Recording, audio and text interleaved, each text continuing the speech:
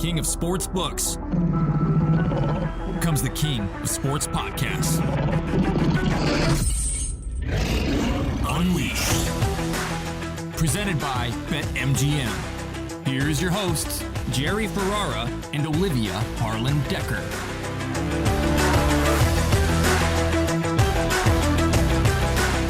Super Bowl 57 is set. My Kansas City Chiefs versus the Philadelphia Eagles, the Andy Reid Bowl. Sunday, February 12th, Glendale, Arizona. And we have 2 episodes before kickoff. This one and the next one. We will be on site, in person, together. Jerry, pack your sunscreen. Are you ready? Yeah, I am ready. I can't believe we're actually going to be, as the kids say, IRL, in real life, doing this show. Because, I don't know, we've done 20-something episodes, and I'm enjoying it on Zoom, but it's going to be really nice to actually be able to look each other in the eyes and have a debate or something in person. I can't wait. It'll be really nice to not, like, do the everyone does on Zoom where you accidentally cut someone off over and over and go, oh, sorry. It's like how that many never times happens do you think in we've person. done that? How many times? I mean, we've gotten pretty good though. Like our flow has gotten really good over time, but I think probably 24 times at least where we say the same thing at the same time and someone's delayed. Yeah, luckily our editors make it look smoother than it usually is. But yes, hey, this is, such a good game. It's kind of annoying that there's 2 weeks to Super Bowl because these storylines just get hammered. Obviously, we have the First brothers playing against each other. It reminded me, though, First brothers coaching against each other. The Harbaugh was, I think, almost a bigger story. We have the first Black starting quarterbacks. That's huge. Andy Reid going against his former team. So many storylines to sink our teeth into. But, Jerry, something very important. What about barbecue versus cheesesteaks? That's a great question. You would think, I've not ever been to Kansas City. I'm hoping next playoff game that you're reporting on the sidelines, I could maybe meet you and Sam out there and catch a game. My personal opinion, you would think it would be Philly because I'm kind of close to Philly with New York and all that. But no, give me barbecue all day. Woo! All day. It's not even close. Cheesesteaks, great, fine. Like good barbecue. Oh, the best. I know. I do love a cheesesteak, but barbecue is more variety. So I think food-wise, barbecue wins that one. Okay, well, you can obviously get all the fluff elsewhere. On this show, we are bringing you expert advice and analysis on betting the big game. We've got Brad Evans, the host of Live on the Line and the EP of gaming content at Bally Sports. He's been on before. He's joining us to talk props, parlays, and all things betting surrounding the big game. Look, already we've had some line movement. Right now it's the Eagles -2. Jerry, first impression? My first impression is I got to go with the Eagles here. Only because Mahomes played a phenomenal game, and we'll get into the actual breakdown, but my first instinct is to go with the Eagles. They actually, I picked Eagles-Bengals to make the Super Bowl, so I was off. Wow. And I also screwed up. I've hitting these 10-point parlays all year long. Mm-hmm. Great record. I did a little 7-point parlay, and I just thought they'd both be close games. So I basically knocked, the Bengals down, and I knocked the Niners up, thinking it'd be a close game. And the Eagles totally, with that blowout, just crushed my teaser. So I'm still leaning Eagles, although you really be a fool to bet against Mahomes. But my initial thoughts are Eagles. And do you like it as long as it stays under a field goal? Love it. I do think it's going to be a close game. I actually have some initial bets. It'll be fun to see where, Brad Evans and Pete, you and me, where we all are in our thoughts and picks now, because I just think it will change so much once we are live at the Sportsbook in Phoenix doing this in person. I think it's going to, we're reserving the right to change our picks in the coming week 100%. Before we get to the Super Bowl. 100%. And the Chiefs have so many injuries. We got to dig into that as well. But you mentioned Peter Andreu's joining us. So that'll be our next betting segment. So this whole show, we are really getting into the groundwork. Again, 2 weeks out. But next week in person is when you can finally hold our feet to the fire and hold us to what we say. But right now it's just fun. Jerry, do you want to close some things out in these conference championships? We touched on it a bit, but there's a lot to get to. Yeah, I just feel like, and congrats to the Chiefs and your second team made it. So, it's going to be a fun Super Bowl for you. I tried not to let the refs kind of overshadow the games. The Philly Niners game was just a complete bummer. It just was a complete bummer. The injury, and it's no one's fault. I mean, you actually got to give credit to the Eagles. They forced that fumble. They forced that injury. It was all clean and well played. So that goes down with the defense. And I still say I have not seen two lines dominate the way the Eagles' offensive and defensive lines dominate a game. And they've been doing it all year. They had a little slide when Hurts was out. So that's why I'm still leaning Eagles, because to me, that's the thing that stands out most. As great as Mahomes and Burrow were, and Hurts was on, the thing that jumped off the screen to me the entire weekend is how great both Eagles lines are. And I think that would hold up in any era, both these lines. So that's the thing that jumped off the TV to me all weekend. Well, let's stick with that game. Obviously, we're not having this conversation, I think, if Fred Warner stayed healthy and if Brock Purdy stayed healthy. So on the 49ers' sixth offensive snap, Hassan Reddick strip sacks Brock Purdy, injuring his elbow. We now know it's a UCL. He's going to have surgery. And the 49ers had to turn to their fourth string quarterback, backup Josh Johnson. Although my first thought, because I've covered Christian McCaffrey in college in a long time, I'm like, Christian McCaffrey has played quarterback. He can do it. And wouldn't that have been, and I know he lined up there, I think, for a couple plays, but would that not have been such an amazing story? This midseason acquisition, this kind of, once very heralded, now kind of catching his stride on his childhood favorite team and team his dad played on. And if he were to save the day and really ball out at quarterback, would that not have been the best story? Look, he almost did his run. His tackle-breaking run to make it 7-7 to tie the game before I think it was before the injury. Maybe it wasn't. I'm not even sure at this point. But yeah, he was ready to play. And we need McCaffrey on this stage to truly see how great he is. And I do think he showed up. But I mean, all due respect, I don't think you want him throwing the ball against the Eagles defense. And even if you do line him up back there, it's going to be a wildcat run. They'll put 11 in the box.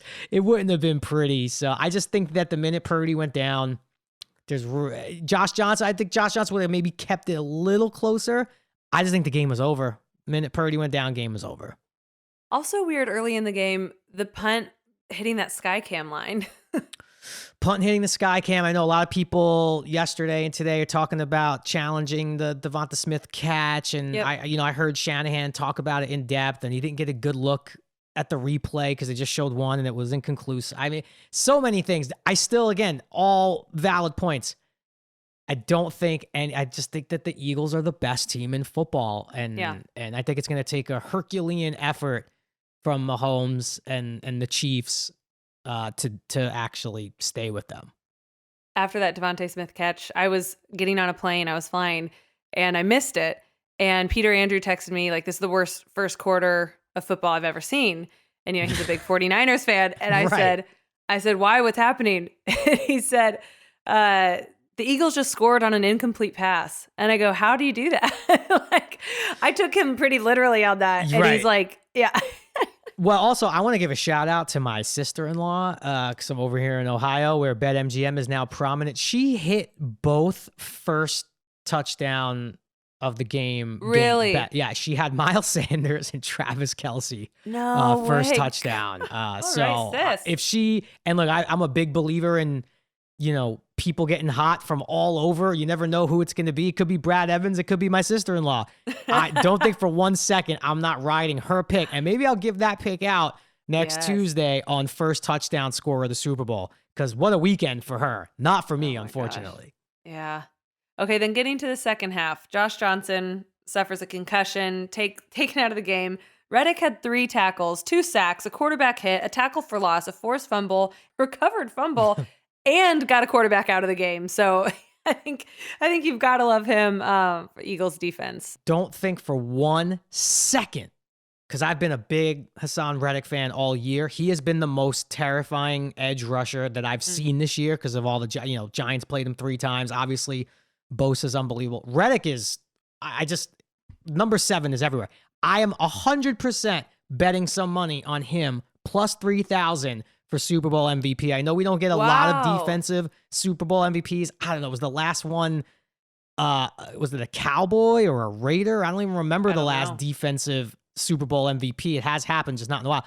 I'm betting Hassan Reddick because that could be a close game. I think Reddick, and with Mahomes not really mobile, he could have 3-4 sacks, a fumble recovery, a pick. I am betting Hassan Reddick Super Bowl MVP. Not a big amount, a nice sprinkle. What's a nice sprinkle? Do we ever really talk about no, what your unit is? I don't know what my unit is. Entourage I honestly money. haven't decided yet, because I'm gonna go through all the picks and stuff like that. I just know that is something that's on my board. I don't know if it's gonna be $100, $10, 200. It's going to be something. Aren't I nosy?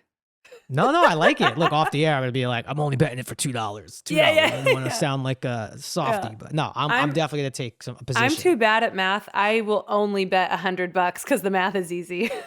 Right, $100 wins you $3,000. Hassan Reddick, Super Bowl MVP. Oh man, I disagree though. I like Patrick Mahomes as MVP based on the momentum we saw from last weekend, like the crowd chanting MVP. He's putting up a Herculean performance.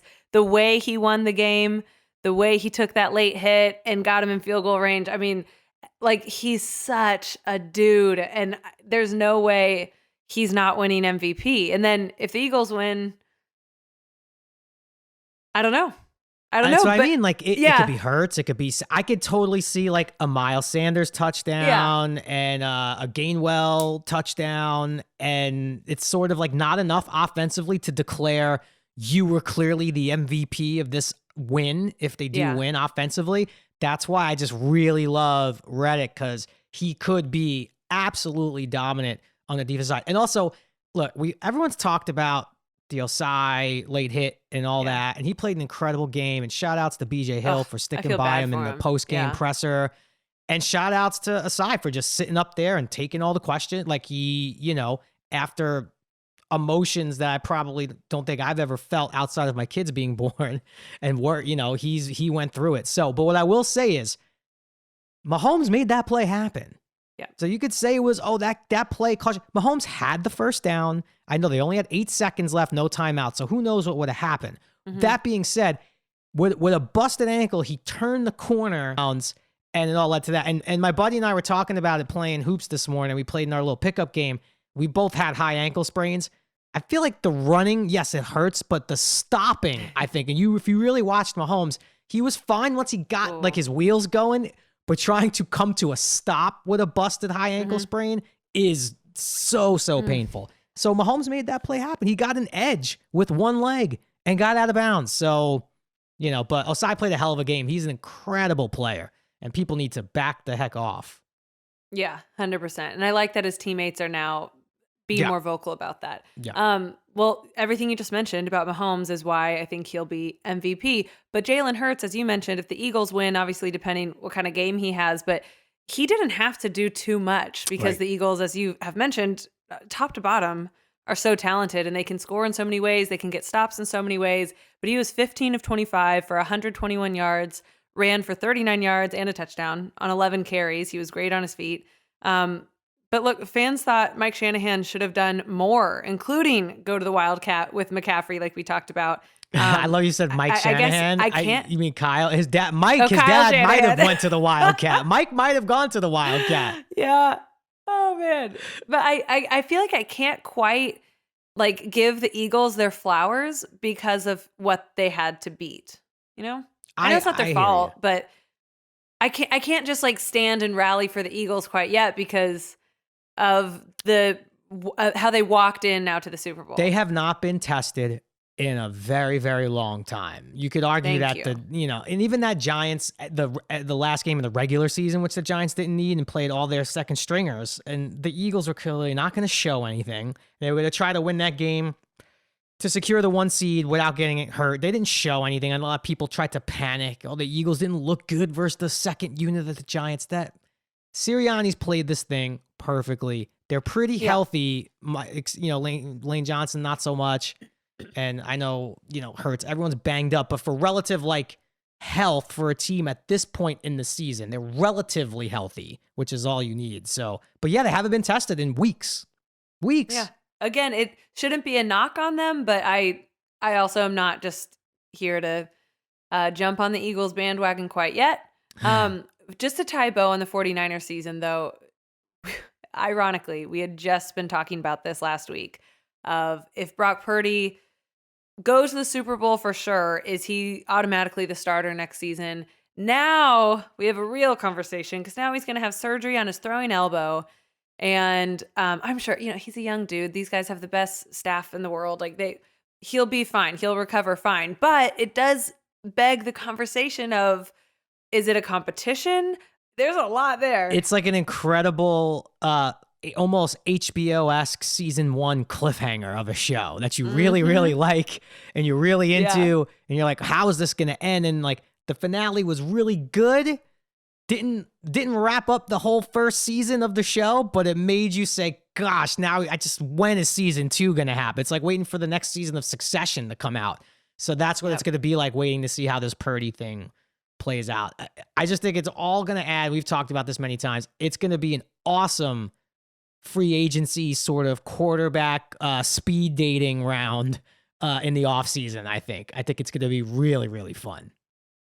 Absolutely. So over to the AFC, and we've been double dipping because it's hard to just not talk about this weekend and bring in Mahomes in some capacity. But my question to you is Bengals Chiefs now as a rivalry, considering all 4 games between these two star young quarterbacks have been decided by 3 points, Mahomes finally getting his first one in the series, and the talk and the post-game interviews and all of the drama and Burrowhead, and there's a political figure involved with the mayor of Cincinnati. Do you feel like this rivalry is now like the biggest in the NFL? Definitely in the AFC, obviously. I feel like Josh Allen might be the odd man out there. But yeah, it is, because the NFC just doesn't have the quarterback matchups to back it up. So yes, I do think like it's this the one's best. personal. It's personal. Couple of things on this. So, I do some work for the Knicks with Knicks Gaming, and I got to learn under a woman named Kristen Bernert, who was an executive for MSG. She was incredible, taught me a lot. And she very much, during one of the, 2K League video game tournaments, like I was kind of trash talking one of the players, and she very much was like, she's like, that guy, you don't talk trash to. You talk trash to any of the other ones, him, no, because it's too much. And I feel like the Bengals all week long, I get it. It's like an alpha move. But I just think it was the wrong time and the wrong bunch of dudes. So yeah, the mayor and by the way, that was corny.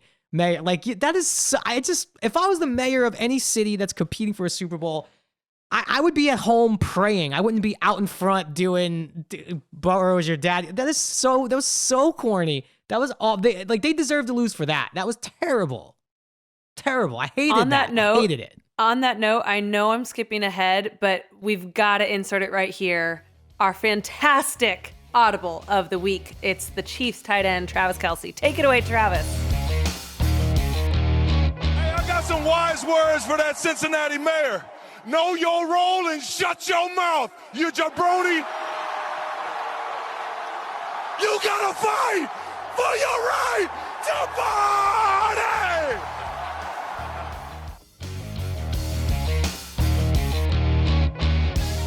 So, Jerry, I mentioned earlier the Chiefs' injuries. A lot of this happened in the second half of the game, and I know we've got 2 weeks until the Super Bowl. However, my concerns go beyond Patrick Mahomes. It goes beyond Travis Kelce's back, because the Chiefs lost 3 receivers in that game. Kadarius Toney, Mecole Hardman, who had finally come back, first game since November, and that was a huge deal. We thought he was coming back in the game I did, the Jacksonville game before, and no can do. He had a setback. Anyways, Kadarius Toney, Mecole Hardman, and that was hard to see because he's gripping his abs, which was his injury. And Juju Smith-Schuster. So 3 receivers, not to mention linebacker Willie Gay and cornerback L'Jarius Sneed. That happened early in the game. I mean, Chiefs took a beating, and their leader, their star, and all people could talk about all week was Patrick Mahomes' ankle. And they've really got their work cut out for them in the next 2 weeks to get healthy. So that's got to be monitored. They do. I know we always complain, wow, that week where there's no football, it's like it's so tough. And I don't know why on earth the Phoenix Open, I guess formerly the Waste Management Open, why are you still on the Super Bowl Sunday weekend? I get it. It's awesome. That's sad. But you should be the weekend before. Give us something to watch.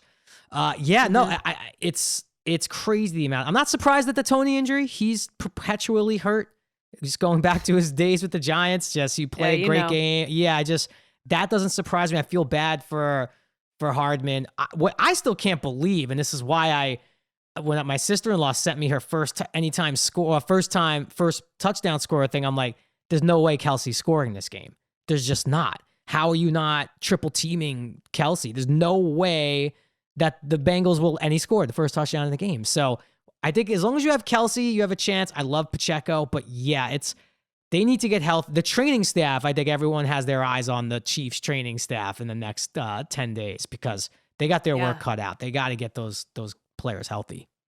They might collectively win Super Bowl MVP if they can get everyone. And I know we talked a lot about Reddick, but also shout outs to Chris Jones. He was incredible. The Chiefs pass rush was better than the Bengals pass rush. I know the Bengals offensive line is a makeshift. We thought they figured it out versus the Bills. That might have just been a one-off because Jones was all over the place.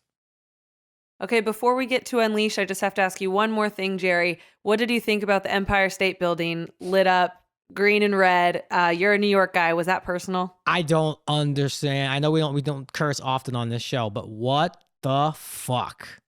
That's what I said. Like, what? I didn't know if it was real. Am I being trolled?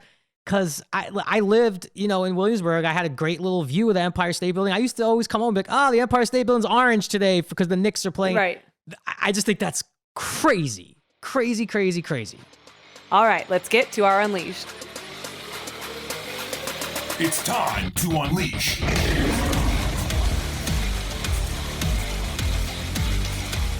Well, a lot of people are talking about Andy Reid facing his former team. He spent 13 seasons there. He won a ton of games. Apparently, everyone who worked there was very sad when he was fired. I believe there was a cake, a send-off party by the staff. Like, it was a big deal. People thought he'd maybe take a couple years off, deal with the family trauma he had just gone through. Is a lot going on. But nope. 3 days later, after Andy Reid was fired by Philly, he was hired by Kansas City, took one of the worst teams in the NFL straight to the playoffs in year one, and took a lot of the Philly staff with him. Look up and down the Chiefs coaches roster, the list, from trainers to position coaches to guys who have gone on to become head coaches who came to Kansas City with him from Philly. Many have made that move with him. So you can understand why it's a storyline. But did you know that Eagles head coach Nick Sirianni was actually in Kansas City on the Chiefs coaching staff before Andy Reid? He was a wide receiver coach, and he was fired by Andy Reid when he came to town because he brought in his own guys. So don't you think that storyline is juicier? Like, Andy Reid doesn't have revenge to get on Philly. I think that storyline is actually kind of dead. They parted ways amicably. Both were ready for a change of scenery. But if you're Nick Sirianni, aren't you ready to stick it to the guy who fired you early in your career? I think that this does more for Philly than for Andy Reid. Yes. The fire storyline. Also, Andy Reid got them to the Super Bowl in Philly, but did not win a Super Bowl. They only won once he left. So I think, if anything, this adds to the Eagles. And I just think that, again, if we've learned nothing, stay away from bulletin board material. I get it. Maybe it is a thing. Maybe it isn't. I just would, I don't know how much people are going to be talking about. You fired Nick Sirianni. If I'm Andy Reid, I'm hoping that doesn't come out. So good thing that you just put him on blast, Olivia. I love it. Did you know that? Did you know? I had no idea. I honestly don't know a ton about Nick Sirianni before last year when he got the job, but I think, everyone talks about Dable, coach of the year. So, like, yes, for sure. But I don't know. Sirianni's a great coach. Yeah. Yeah. I mean, he was there under two different head coaches. He survived one Chiefs head coach firing. And then I think it was Romeo Crennel was his next head coach. And then he got fired. Andy comes to town and fires him. I mean, I think that's bulletin board material. It's one of those, like, I wrote all the names down from the people they passed on me in the draft, and I put it in my helmet the first year. That's like exactly what it is. Love it. That's a good one. My Unleashed is just, how I have very strong feelings about Super Bowl Sunday versus Super Bowl Saturday. We've talked about that all year. I get I lost that battle. Fine, sure. Although I applaud everybody to just the Saturday night before the Super Bowl, when you're doing whatever, just really think like how it would feel to be watching the Super Bowl in that moment. But I digress. I want to talk about the weekend before. because I know the Waste Management Open, I think now it's the Phoenix Open, was once before. Either way, I don't know why that golf tournament is not happening the weekend before when we all have nothing to watch. Someone needs to own that weekend. And basketball, sure, by this point with basketball, we're all limping to the All-Star break a little bit, and we're all starting to feel like, okay, these regular season games are great, but we want some playoff type action. So I don't think it could be basketball. I think golf will be like the perfect in-between sport. Just own that weekend. Everyone's already dying to stop talking about the game. They just want to get to the game. There's no more analysis. We've already talked about prop bets a million times. Just do it. Just switch to that weekend and own it. Own it. I just don't get the business philosophy. There's a huge gap in the market. There's no product. It's supply and demand. Give the people what they want. I'm fully on board with you on that. And it is funny because I think one of the first things that you unleashed on like episode 1 was to move the Super Bowl to Saturday. And let's talk about that more next week when we're in person. Can't wait. And I'm gonna be out there singing for my supper because I will die on that hill.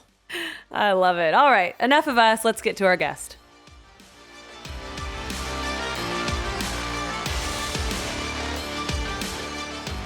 Okay, let's bring in our guest. Some people follow his tips, some people fade him. But either way, he's constantly giving out some of the best betting advice out there. It's the EP of gaming content for Bally Sports and host of Live on the Line, Brad Evans. Noisy Huevos is your Twitter handle. And I've just got to ask, what does that mean?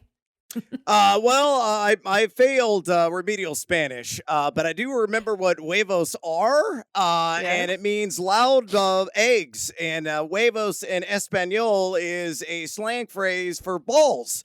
So I have loud balls, essentially. Oh, I love it. Okay, with your loud balls, what is your favorite sporting event of the year to bet? Is it the Super Bowl, or is it something more obscure that you just get really excited about? Yeah, it's definitely not necessarily something obscure. I am a college hoops junkie, admittedly, and I love March Madness from the beginning to the end. If you follow me and my spreadsheet at Noisy Huevos on Twitter, I post my free picks every single day, always free, always transparent. I'm impossibly up like 50 units right now in college basketball, and it's all going to come crumbling down here in short order. But I absolutely adore college basketball. I live in Champaign, Illinois. The home of the University of Illinois Fighting Illini. I attend games. It's my favorite sport on the planet. Your husband was a favorite of mine way back in the day, Olivia, as a member of the Wisconsin Badgers and that great Frank Kaminsky. Broke your heart a couple times. Yeah, they did, but they won me a lot of money in the process. Okay. And I love Bo Ryan as well, one of my favorite all-time college basketball head coaches. So, yeah, for me, it's unrivaled. It is 100,000% the NCAA tournament, but yeah, I'll lose a few shekels on the Super Bowl as well. I'll go as far as to say, and that's one of my favorite things to bet as well. The March Madness has single-handedly kept the bachelor party alive. There is more friends who have called me in the last 10 years who are getting married saying, we're doing, like, if you tell me bachelor party, I'm ready. I'm out right away. Yeah. But then when you start saying, we're going to go to Vegas March Madness weekend, this is long before you could do all this betting on your phone. That used to be the only way to lure me out of my house to a bachelor party. So props to March Madness for also keeping the bachelor party alive. Yeah, and Jerry, just to put a cherry on top of that sundae, one of the great ways to start off if you're doing a bachelor, maybe a bachelorette party during the NCAA tournament, wake up at, 7:30, 8 o'clock in the morning, shake off the hangover from the night before activities, and obviously you were probably drowning your sorrows in some of the units that you lost, and get back on the horse and do a race to 15 wager on the very first game of that day's NCAA tournament slate. I've seen it live and in person. We do episodes of Live on the Line there every single year from Sin City. We're going to be back there this year. And that's the rite of passage that everybody should take. And I have taken it way too many damn times in my life. So race to 15, first game on the board. I don't care who's playing. I'm in. Getting back to the big game coming up, we were just talking about all of the Chiefs injuries. Since we've got 2 weeks to do nothing but talk about this game, and the Chiefs have 2 weeks to get healthy, a couple Eagles players too, but do you like to take the numbers where they're at now and hope that health just comes along, or do you wait and see and be cautious and methodical about it? Well, you guys all know, like college basketball, I'm also a player props junkie. So I'm waiting for a lot of those numbers to surface. And if it's a good number, I'm immediately jumping on. I've already have 4 of those tickets open, as a matter of fact. But I immediately grabbed the Kansas City Chiefs and then went to plus money on the money line. I could not really fathom that the line had swung so much in so little of a time. Remember, they opened as 1.5 point favorites in this game, and now they're 2.5 point dogs. So I took the money line immediately at plus 110 because there will be some good news. It's obviously going to come out about Patrick Mahomes and some of the wide receivers, Juju Smith-Schuster, and various other players who are banged up because they have oodles of time to get right and to be ready in time for kickoff. But once some of that news resonates and trickles out, I think it's going to sway the line back to close to a pick 'em by kickoff. So right now, I think the value completely resides. If you're willing, like I am, to side with the Kansas City Chiefs on that plus money because it's money Mahomes. How could you bet against him as an underdog? You know what I'm doing right now? I'm going to take that. I didn't realize it was plus money line. I'm definitely taking Chiefs money line. Yep. All day. Plus 105 as of right now on BetMGM, plus 105, and the Chiefs are still plus 1.5 on the spread. You know, these two teams have been so interesting all year because I was a big teaser guy with the Chiefs because I just never trusted them to cover some of those high numbers. You could trust them on the money line. The Eagles, I've always felt this whole year were such a first half front running team, and in the second half, it's a who knows. Do you think any of these trends and the things that we've learned about these two teams from the regular season hold up in the Super Bowl, or when it comes to the Super Bowl, does all that sort of trending information fall out and you have to just stay in the moment of where these two teams finished off the prior week or two? Yeah, that's the ultimate question. Is the trend your friend or is it a foe? And Right. I think it's more of the latter because it's a 1-game sample size. You know, you can back everything up with sound, logical reasoning. But, you know, in the moment, given the fact that, tens of millions or billions of people are going to be watching this contest, this singular game worldwide, and the nerves going to be taking a hold for a lot of these guys who haven't been there before, yeah, everything logical just gets thrown out the window.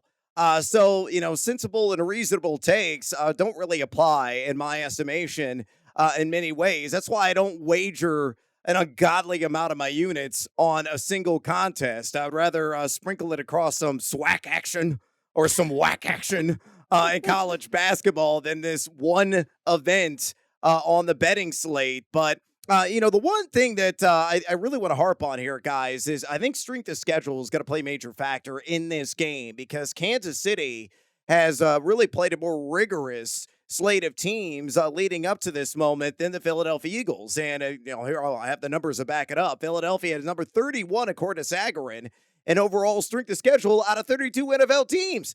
Kansas City, middle of the pack, number 16 in that category. And if we look at the history of teams that have a 10-place divide, and again, 31 versus 16, the teams that have played the stronger strength of schedule are 10-2 straight up in Super Bowls. Wow. And that's since 2004. So again, That one down. all the more reason for you, Miss Dekker, to throw some cash down on the Kansas City Chiefs on that plus 105 money line before that line swings and the Chiefs are laying minus money.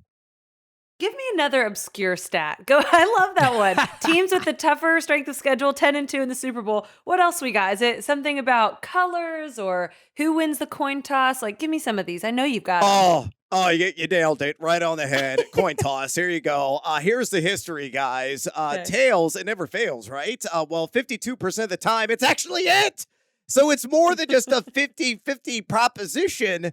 Heads has hit 27 times historically. Heads has the longest winning streak, I should say, of any of the two inferences, as Heads has hit 5 times in a row in the past. Tails has hit 4 times in a row, 3 times in the Super Bowl. So if you just want to piss away your money for the opening wager, and surely we all do at even odds, I say tails never fails. I will go with the trend. It will be my friend here at 52% compared to heads historically hitting at 48%.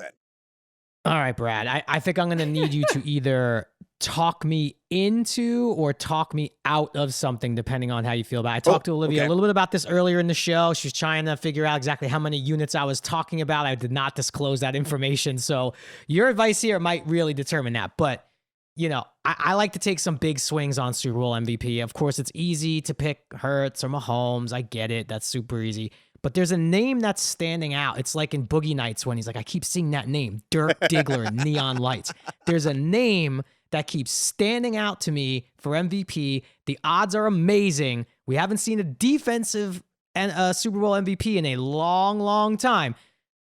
And I'll make the case quickly, but I love Hassan Reddick, Super Bowl MVP, plus 3,000. And here's why. Obviously, the Eagles need to win the game, but I just look at that offense. Yes, of course, Hurts could do it with the rushing and the passing yards, but I could also see him just managing the game. Miles Sanders grabs a TD. Maybe Gainwell or Dallas Goedert grab one and just do enough offensively to win. But that defense, Reddick last week was destroying people. And I've seen him 3 times with the Giants, and that dude looks like he's moving like it's a video game.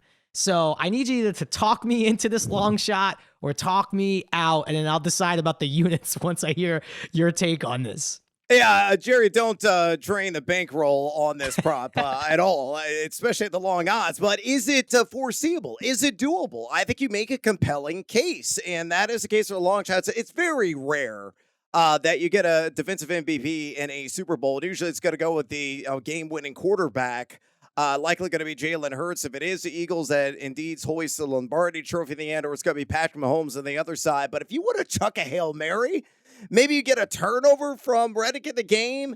Some key moments where he is the key figure in that particular moment in time. Maybe, just maybe, he can garner enough attention and enough votes in the end to get that MVP trophy. So, sure, why the hell not, man? I'm not going to speak for anybody else's money. It's yours. You're an accomplished actor. Just go ahead and make it rain. My comp is Von Miller in 2016. That's sort of what the path I would pitch, similar to both great edge rushers. I do feel like if it were, barring someone getting 3 interceptions, it would be an edge rusher.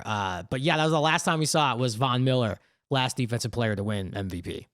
Beautiful. So I gotta ask you this, because Jerry's sister-in-law is apparently a savant, and she nailed both first touchdown scorers this past weekend.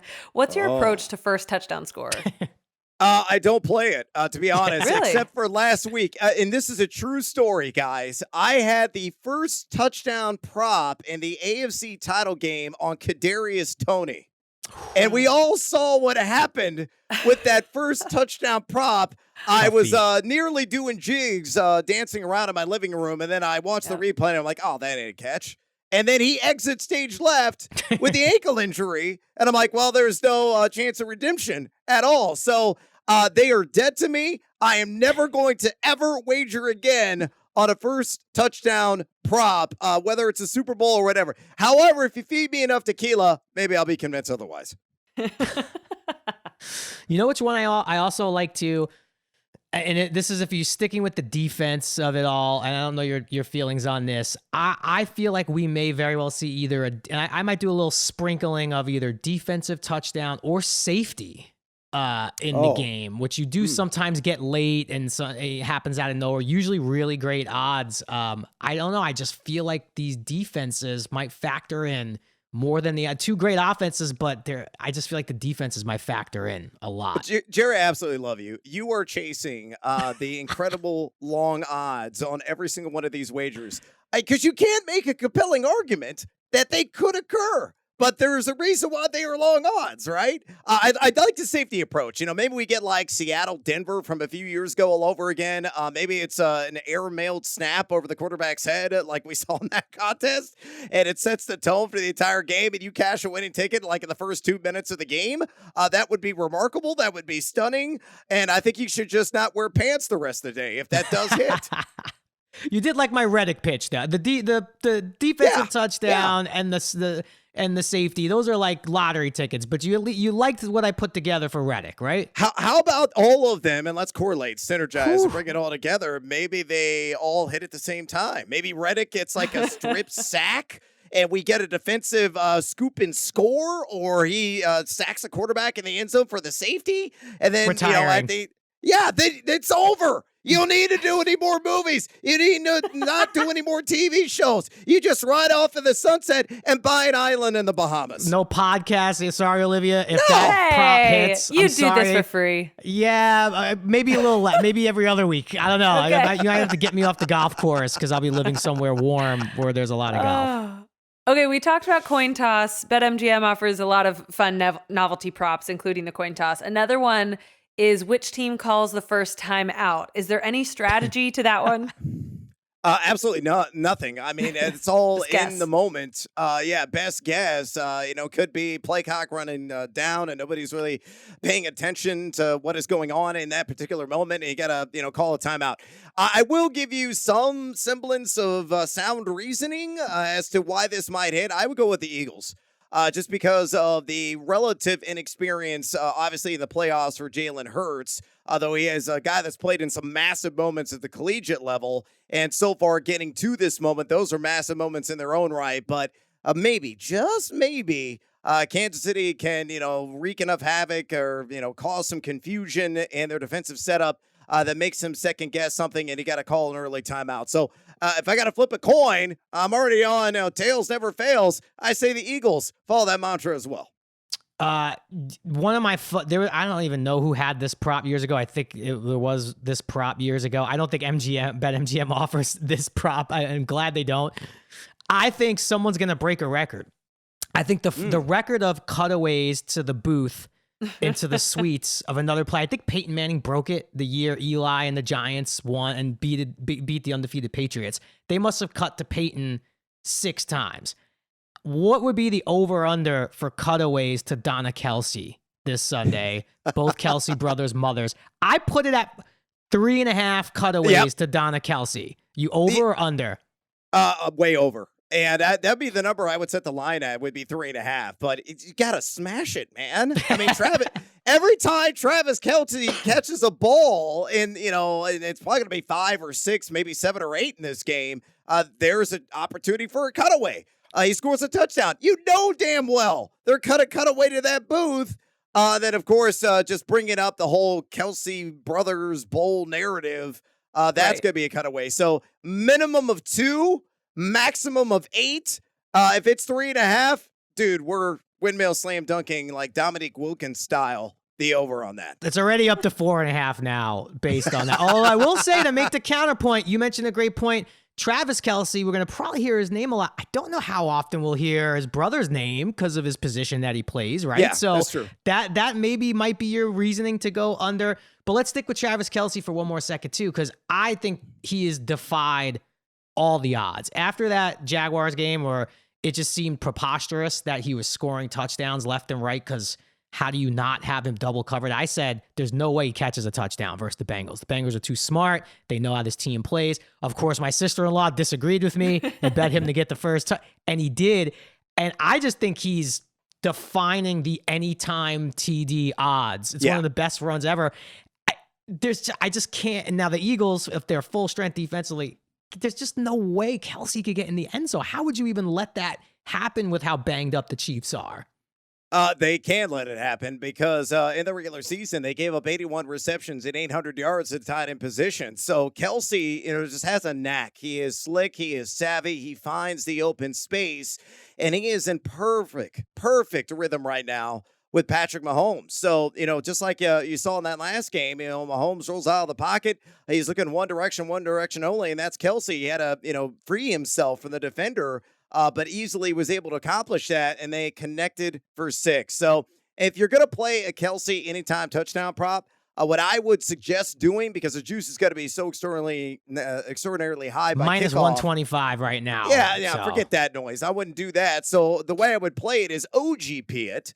I would take Kelce on that anytime TD, and I'm all about correlate, synergize, bring it all together. If he's going to score a TD, the odds of Kansas City winning this game straight up increase. So why not just take KC on the money line, which right now we know is at plus 105, and they have that minus 125. I'm no mathematician, but that sounds mighty juicy.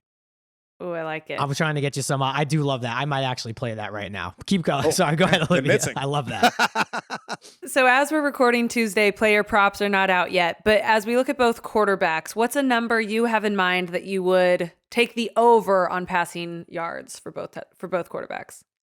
Yeah, I mean, Mahomes will probably be in like the 270 to 280 range would be my guesstimate on that. Honestly, the one prop that I'm really anxious to see are rushing yards for Patrick Mahomes. It closed at 9.5 in the AFC title game, and there was a bit of a controversy at the end of that game with how the statisticians scored that final scramble that he had, but I think he's going to be running a little bit more. He's a guy that runs like he's got to go number 2 every single time that I see him play. He's got the booty scoots going on. But I think, with that ankle, at or near 100%, by the time we get to kickoff, if the number's in, the low 20s or the high teens, I think you take advantage against the Philadelphia front.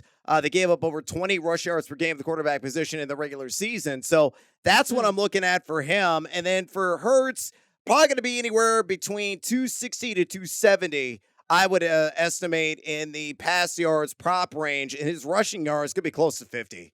Probably going to open around 46.5, 47.5 on BetMGM. And again, that's another prop of the rush yards, more the pass yards, where I would stack my greenbacks or either one of these guys. Or just do some alt lines and do both of the rushing yards props on these guys on an OGP. Take Mahomes down like 15. Take Hurts down to maybe 35 or so. Smash that if you get it at plus 105, plus 110, even better. And then you retire with Jerry again and that Bahamian Island here in short order. They better build a podcast studio on the island, or else it's going to be hard to get me. Before we let you go, though, Brad, and I don't know if you mentioned it earlier, but where will you be for the actual Super Bowl? What is going to be your viewing experience, and what is it like?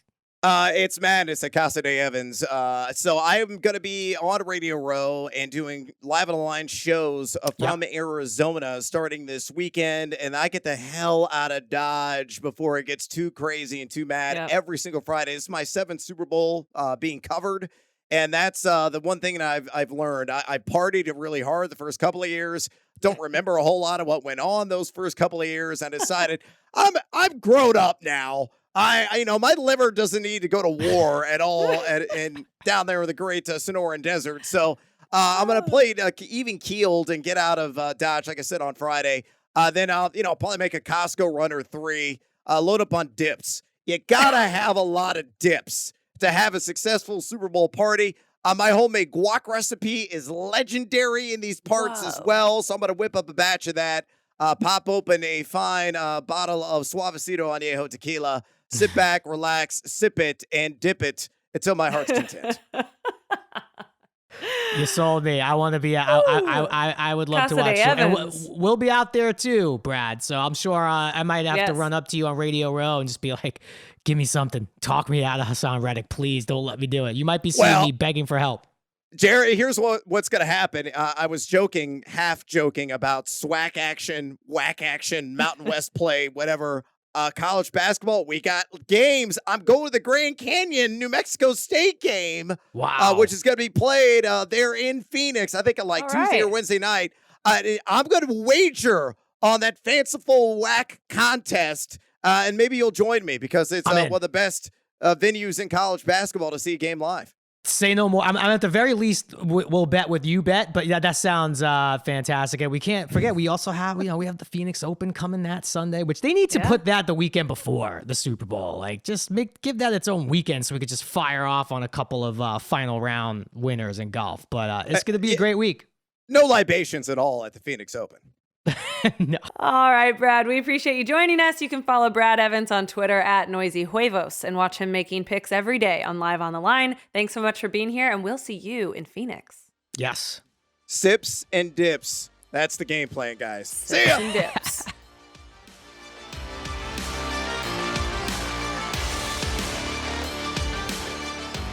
All right, Olivia, I don't think I don't think we're doing Entourage this week. I think you've had a pretty busy life, and I totally get you can't stay fully watching episodes of Entourage all the time. You're a mom, you have jobs. I totally understand. So for real quick, and before we get to Pete and talk about some bets, this is just a big Unleashed shout out because I feel like, this is a big deal. Your husband, Sam Dekker of the London Lions, they won the BBL Cup. Another title for Sam. He's taking home a lot of hardware because he also got the MVP game high, 22 points, 9 boards. Where is the trophies going? Does Sam have a place he likes to put his stuff, or is he kind of like, I'll put that in the closet because I want to go win another one? Oh, I like that dog mentality. And I think he's more on that side. The first thing I did, so I was working and I was coming like off of a work thing and I checked my phone. I'm like, oh my God, they won. They won. It was a big deal. It's a mid-season cup. So the season's not done. But in Europe, they do that a lot. So it's a huge deal. And this team hasn't won it in however many years. And they're really changing the whole culture of British basketball, which is fantastic. And that Sam won MVP, I'm so proud. And then I'm hit with like a wave of guilt that I'm not there. And I think a lot of people listening can feel that when both parents work. And it's tough. You got to make sacrifices. But the strides that he's taken and the different chapters of his basketball career, I'm just so proud of his fortitude, of his discipline. He's so disciplined and hard on himself. And he's kind of a class act through and through. And I'm just so proud of the way he handles himself. One of the first things was I texted him, I said, because it's like a golden basketball is the MVP trophy. It's really pretty. I said, where are we going to put that? And he's like, in my office. But let me just say, because you can see my office every day here, I've got pretty sweet memorabilia. Yeah, what comes down? What comes off the office wall? Now, to be fair, I work in my office. I do this podcast from here. It's kind of like a studio. Sam's office is in our basement. It's kind of tucked in a corner, like no windows, like by our gym. That's where I am too. That's exactly where I am. Yeah. I'm in a basement office with no windows. I'm kind of like, man, it looked really nice in my background. So let's see if I win that one. My background gets a lot more airtime, so I think it should be there. I think it should go in your background. Yeah. And listen, is it weird that that was my first? Like I obviously saw the news and was reading a little bit more about the game. And my first thoughts were like, where's he going to put that trophy? Because my mind's like, where would I put, where would I put an MVP of anything? I have my DirecTV Beach Ball MVP proudly displayed on my bookshelf. And I was the only one who tried to actually make a catch in that game. So congrats, Sam. We know you put a lot of work in. It obviously shows. So MVP of this episode also, I think. And put maybe where you have the Wilson NCAA ball, maybe we could just slide that. There's room. There's room for an MVP trophy on that shelf. Yeah. No, I love it. But you're really sweet to say that. And yeah, still a lot of season left, but he's balling out. So we got to keep him healthy. I've got to get back to London so I can support him in person, and there'll be a lot more basketball to win. Go Sam. The Lions. All right, everyone. This is obviously one of my favorite parts of the show. We've been talking a lot about gambling today, and we're going to keep that going. We're joined by Peter Andreu. I don't know what to call you after last week. We're just going to call you Peter Andreu from BetMGM after last week. We're not really going to attach a label just yet. We're going to see how we kind of do. But that was one of those rough weekends where the bets didn't really pan out, and your team, San Francisco 49ers, you're all black today. So I feel you're wearing all black. So I feel like you're mourning. Are you mourning? Yeah, I am mourning. It is a sad day. I was with Olivia for 3.5 hours on Sunday. Yeah. Recording the stream. It was tough to stay composed after watching a quarterbackless team have to play against the Philadelphia Eagles. So yeah, I was hurting. Yeah, as a 49er fan, would you rather have Purdy stays healthy and you play a good game down to the end and lose in heartbreaking fashion? Or, I mean, not that you don't want to lose at all, or would you, it was over early. It was over pretty much early. Or would you rather have it gone down to the wire and you lose a heartbreaker? Yeah, I'd definitely rather the down to the wire, especially because I think we played so well on defense, especially the first half. We had a terrible incomplete call that killed the vibe early. I think I don't put blame on the league. I put blame on Kyle Shanahan for not challenging that call. And then what could have been. You have every weapon in the world. I absolutely think, no bias, that we could have and should have beaten that team, assuming we have a healthy quarterback, not Josh Johnson for half the game. Yeah, and not even half the game. We talked a little bit about that, Pete, on the day of, and then Jerry and I did earlier, is the Christian McCaffrey factor of it all, because I think there might have been something to be able to be done there. Am I crazy? Yeah. No, not at all. It was weird what Shanahan did, and I didn't really understand when he was trying to explain it in the post game. You have McCaffrey, who can do it, run a wildcat. They say they have plays set up for him. You have Juwan Jennings, who is their third wide receiver, who is, I believe, a 4-star recruit out of Tennessee. He came in from high school being a quarterback. So a guy that knows how to throw the ball. I appreciate the fact that he doesn't have all the plays in the playbook, but you have options there. Why are you playing Brock Purdy with a torn UCL now? You're finding out he couldn't throw the ball more than 3-4 yards on a dump off. I'd rather, a friend of mine said, they feel like they just surrendered as the third quarter happened. And I agree. They could have done something different. They were kind of hoping for a turnover, hoping for a pick six, and you can't win like that against a really good Jalen Hurts and Philadelphia Eagles team. I actually kind of think that if Christian had been with the team all season, that maybe they could have installed more options there that could have been trick plays before Brock Purdy got hurt. But then, he just joined, a month ago? Month and a half? Yeah, he played anyways, less than half the season. Yeah. I think next year it's going to be Tom Brady, Aaron Rodgers, Jimmy G, Brock Purdy all on the same team, just to avoid the potential quarterback loss. So we'll be fine for next year. Don't worry. We'll have 5 quarterbacks ready to go. I feel like, and this is just an assumption, but you would think common sense says one of the things that worked against even Johnson was Purdy needs the reps. I mean, all starting quarterbacks need the reps, but if it would have been like Jimmy G, maybe, he doesn't need as many reps as a rookie quarterback last pick of the draft, even though he's, won however many games in a row. So I just feel like it's hard even to get Josh Johnson up to speed when you want to make sure you got Brock Purdy up to speed. But I don't know. It just was a bummer because I really thought that was going to be the more interesting game of the two. And yeah, the Eagles shattered all my bet. I told Olivia earlier in the show, I had my typical teaser that had just both games being close games. And obviously that was true on the Bengals side and not so much on the Niners. But either way, great season. Will be a fun off season. We're not going to talk about your bets from last week. We're just going to gloss over that. And I wanted to ask you, because I know you have some picks for us now, but when is the sweet spot for you when, talking about Super Bowl bets and picks and props and all that, when you got so much downtime? And how closely do you think that the information is going to change these lines going forward? Yeah, I think there's 2 sweet spots. It's probably right as the lines come out, and I think we're right in that sweet spot right now, airing on a Tuesday. And then you're looking at Saturday into Sunday as things start to take more shape based on what's happening in the game. So for me, I see a lot of opportunity on things that are coming out. I'll give you one example. Eagles to win right now are minus 125. Jalen Hurts is plus 110 to win MVP. Why would you not? There's no way on planet Earth that if the Eagles win the Super Bowl that Jalen Hurts doesn't win team MVP. There's a 1% chance. Why would you not take the value right now at plus 110? Get the plus money, favorable odds. It's effectively the same thing as betting Eagles money line, but you're getting 30 cents better. So there's things like that, especially as the money line starts to transition away. If the money starts to go more towards the Eagles, you're going to lose a lot of that value. So to me, easy one to take right off the bat. And you can still kind of hedge it with something else on the other side if you want to, with the Chiefs, with a Mahomes bet or another MVP bet. So little things like that start the week like this.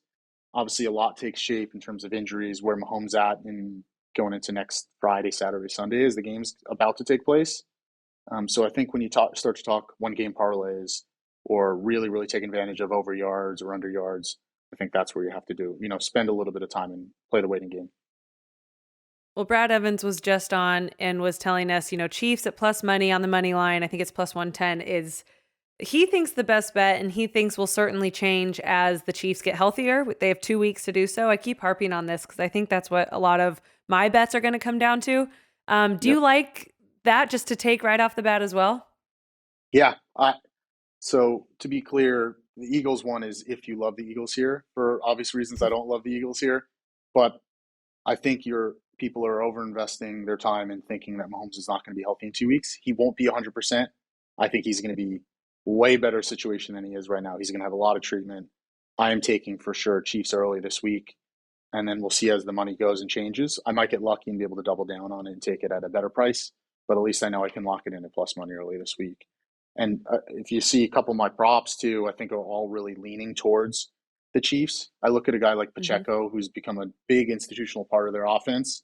His over-under right now is 53.5 yards. I think rushing attempts is 10.5.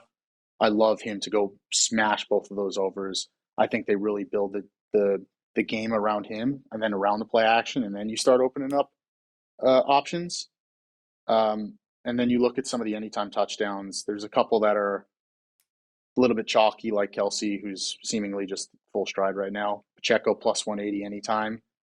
One bet that goes against everything I'm saying here is I think the Eagles have scored the first touchdown in the game, I think close to 75% of the time this season. So if you are going to take something first touchdown, you should absolutely look towards the Eagles. Jalen Hurts plus 800, I think is great value right there. But that's kind of the one Eagles lean I have right now. Everything else is really geared towards the lower totals of the Chiefs because of the Mahomes injury and the impact it has on all the props. Do you get into any coin flip, Gatorade color, how long the national anthem is going to be? Or do you? I personally stick to football. I stick to all the football stuff because I think that stuff is kind of, I don't know. You are flipping coins, but are there any of those that you even superstitiously like to play? Yeah, I mean, if you look from a sports betting perspective, a coin flip is 50-50. But the way we price things out, it's not 50-50. So you're actually losing value on something that's true 50%. So my advice is always stick away from those things. Gatorade's a fun one. Sometimes we'll do one collectively as a group and just say, oh, everybody pick a color. We, as a sports book, we can't offer the anthem because it's very subjective. I think it's crazy that people do offer the anthem. I think that's bananas. It's crazy, and one might say 2 minutes 12 seconds, the other might say 2:20, and then next thing you know, the over under is 2:17. Like, it's too subjective for me. I'd rather stick to things that I know that objectively that's what happened. Right, that's what it should be. That's like betting on WWE. It's like exactly betting on an outcome that a lot of people know already. Exactly, and especially when you have all this knowledge of people that were around for the practice session for the anthem and all that, for sure. Yeah, I that love part the props, does seem though. sketchy. As much as I don't like those kind of weird coin flip props, we love the props at BetMGM. And this year, you guys are going to find out firsthand, and we're going to have a bunch of our famous ambassadors, maybe the two here on this call, talk about some of them. We have $100,000 big game prop, essentially a prop sheet. So any customer, completely free to play. All you need to do is be a verified customer of BetMGM. Starting next week, everybody will be able to pick the 15 different props we have. It'll be things like first touchdown score, over and unders on player passing yards, receiving yards. If you are the person who guesses the most correctly or the perfect amount, whoever finishes at the top spot, $100,000 in your pocket, in your BetMGM wallet.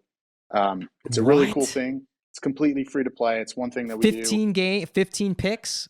15 picks. And I think we're going to try to get a couple of you guys to predict some as well to give maybe your advice on what you think for a couple of them, but completely free to play. So really, really exciting.